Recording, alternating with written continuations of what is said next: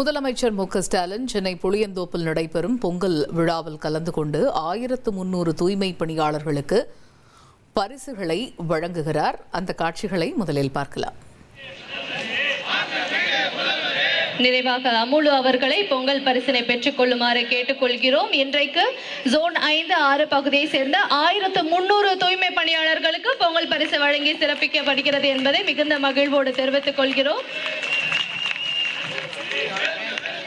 மதிப்பிற்குரிய மேயர் மூலமாக மாண்புமிகு தமிழ்நாடு முதலமைச்சரிடம்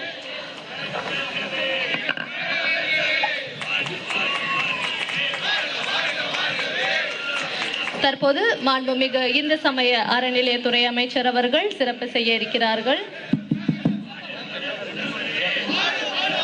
தூய்மை பணியாளர்களின் சார்பாக இப்பொழுது மாண்புமிகு தமிழ்நாட்டின் முதலமைச்சர் தளபதி மு.க.ஸ்டாலின் அவர்களுக்கு இது குறித்த கூடுதல் தகவல்களை செய்தியாளர் ரமேஷ் வழங்கிட கேட்கலாம். ரமேஷ், இந்த நிகழ்வு பற்றிய கள விவரங்கள் என்ன, விவரிங்க. முதலமைச்சர் மு.க.ஸ்டாலின் சென்னை புளியந்தோப்பு பகுதியில 1300 தூய்மை பணியாளர்களுக்கு பொங்கல் பரிசுகளை வழங்கி வராரு. கொளத்தூர், பெரம்பூர், புளியந்தோப்பு அப்படின்னு பல இடங்கள்ல நடக்கக்கூடிய பொங்கல் நிகழ்ச்சியில முதலமைச்சர் மு.க.ஸ்டாலின் இன்றைக்கு நேரடியாக பங்கேற்றிருக்கிறார்.